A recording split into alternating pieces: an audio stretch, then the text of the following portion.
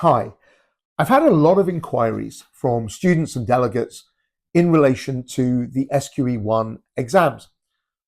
Mainly, the inquiries that I'm talking about today are in relation to the more, let's say, difficult subjects, the subjects that are not LLB subjects that you wouldn't have studied as part of your law degree or your GDL, for example.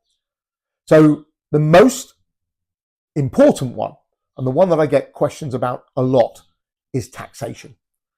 Taxation comes mainly under the business law and practice part of the SQE. So when we start off learning about business law and practice, of course, we deal with sole traders, partnerships, companies, LLPs, all of that. That bit, some people have done as company law on the LLB, but taxation is a different matter. So elements of taxation seem to be quite troubling. So how can I help? I've decided that what I'm going to do is run a couple of webinars dealing with taxation.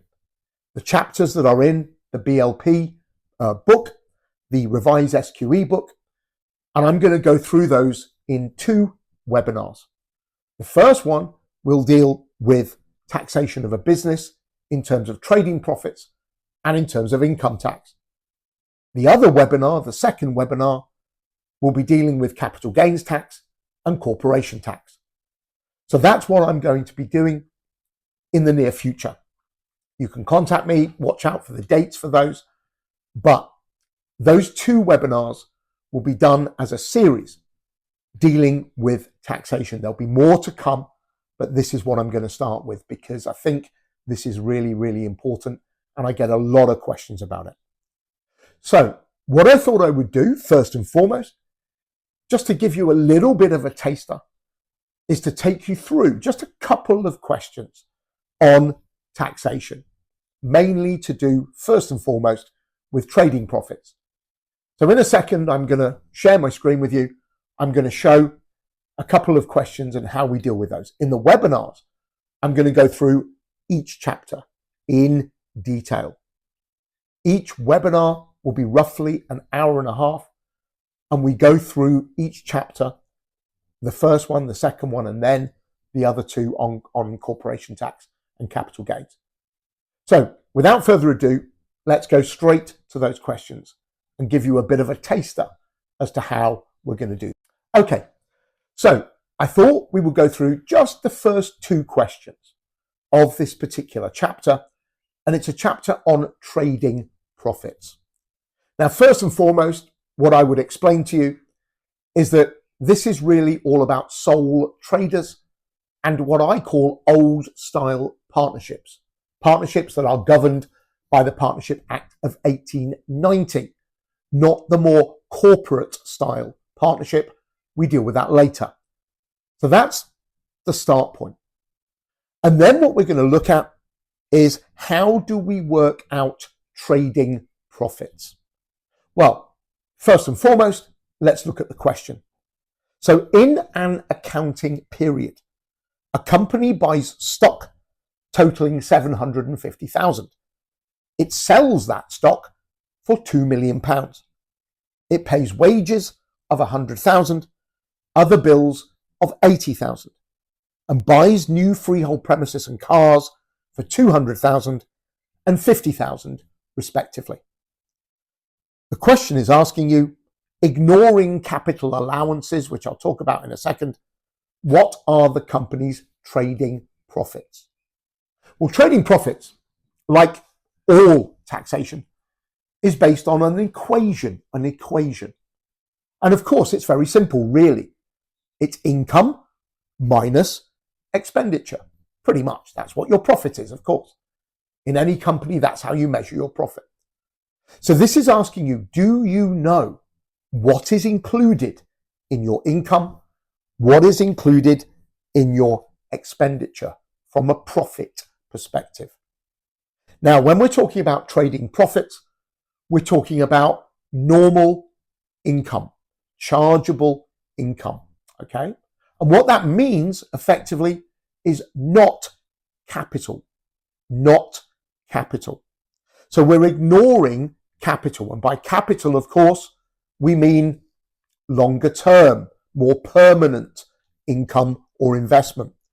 So we're not talking about that. So therefore, even though this seems to be a rather nasty maths question, it really isn't. Because what we're looking at is what is the income, what is the expenditure, but what is excluded. So let's have a look. First of all, we know that they bought this stock, and by stock we mean merchandise, for example, not capital, not premises. So that was 750,000. They sold it for 2 million. So we're always going to start, aren't we, with what we've sold it for. That's what we have in terms of income. So the 2 million is our start point. We then minus what we bought it for, 750, okay, because that's expenditure. So we minus the 750. We also minus wages, because wages are also that kind of expenditure. We also minus other bills, also expenditure. So what isn't expenditure? Premises. Premises is capital. So therefore, we don't count that. Also, in terms of the cars, we don't count the cars either, because the cars are a depreciating asset. They're not income, they're not expenditure, not for calculating profit. So we simply do the sum. 2 million minus 750 minus 100 minus 80, and just trust me on this, 1.07 million. Now, the good news in your exam is you have a calculator, an online calculator on your PC that you can use. You don't need to work out all of this in your head. But really, it's not about the maths.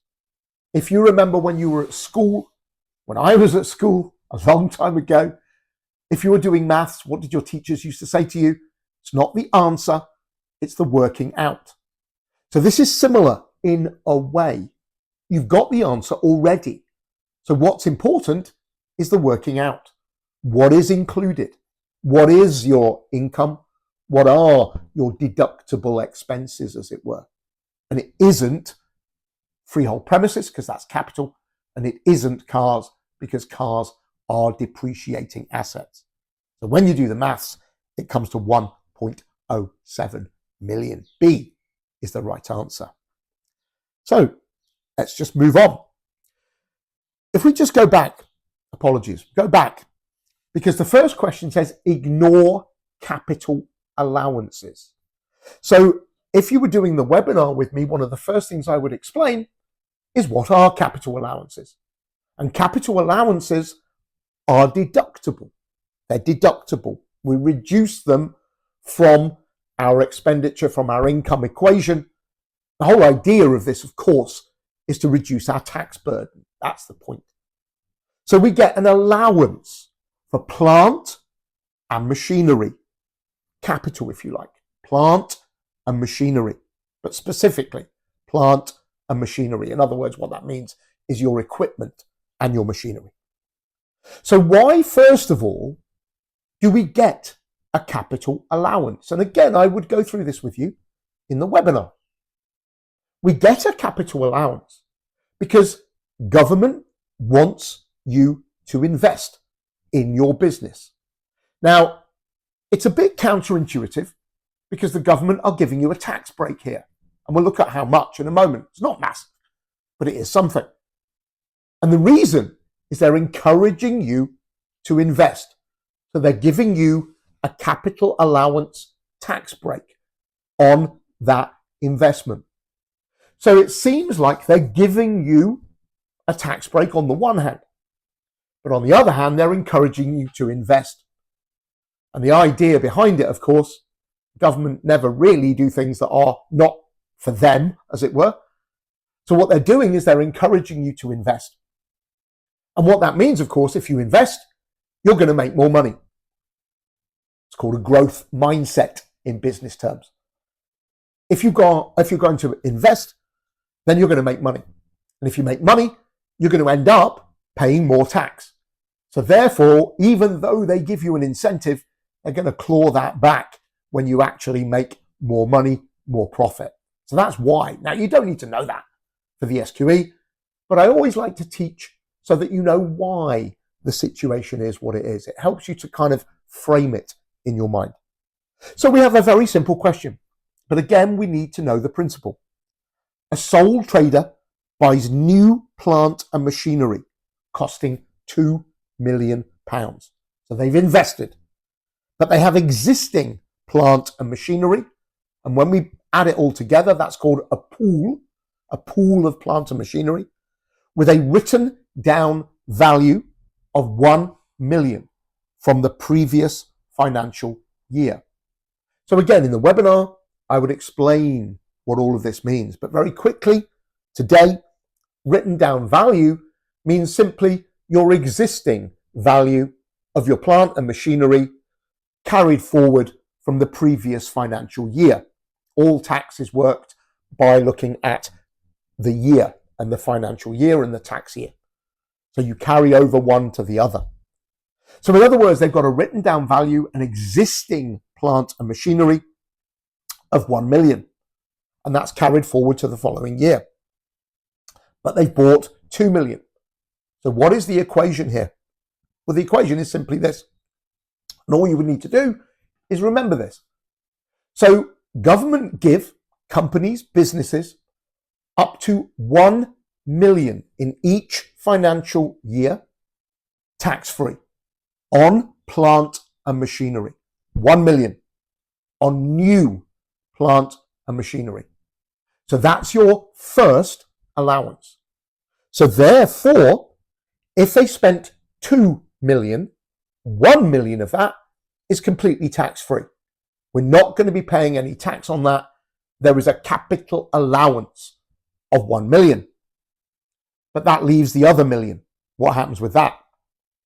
Well, the other rule here is that for existing plant and machinery, the 1 million, or the remainder on top of the 1 million allowance, which would be another million in this case, there is an 18% tax-free allowance. 18%. That's all you've got to remember. Now, they don't often ask you to work out the actual maths. They're trying to get you to understand what the figures are. So for new plant and machinery, 1 million tax-free capital allowance. Over that million, if it's new, 18% tax-free allowance. On existing machinery, 18% on tax-free allowance. So what we're looking for is an answer that gives us that.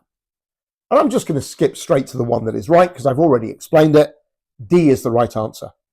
You'll be able to claim the cost of the new plant and machinery up to 1 million. And then 18% of both the existing plant and the amount over the first million. All the other questions are variants of that, but they're not right. Some of them, for example, say that you can claim 18% of the new, but they don't mention the old. Others of the answers talk about 18% of the old, but they don't mention the new. You see what I mean? So knowing your principles here leads you straight to D. You should know instantly, really, when you're doing this, that 1 million is a tax-free allowance, 18% of over that for new plant, 18% for existing. So that's the kind of thing that we're going to be doing in the webinars. But as I say, I'm not just going to go through the questions. In the webinars, I'll take you through each chapter and we'll discuss all of these terms, all of these important bits of information that you need to know.